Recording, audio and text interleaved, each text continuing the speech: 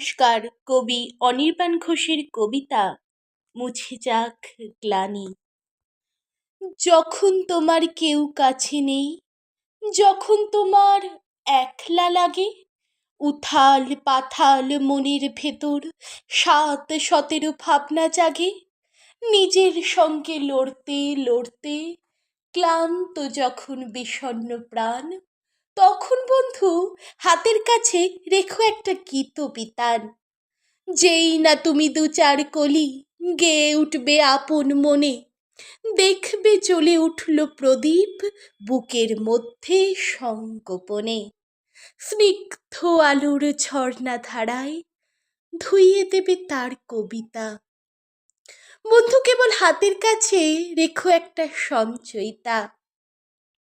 ভাবছো কেন ফুরিয়ে গেছো, থাকছো কেন বদ্ধ ঘরে?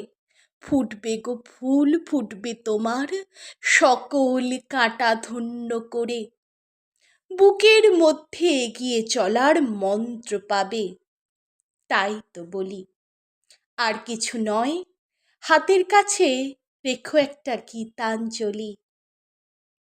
কার না থাকে, কার না থাকে, তা বলে কি শূন্য সবই? সামনে আদি দিগন্ত ভূমি, মাথায় এতে দীপ্যমান রবি। পথ চলো এই আশীর্বাদে জীবন জয়ের মহোৎসবে। তাপ ও নিঃশ্বাস বায়ে মুমূর্ষরা বিলীন।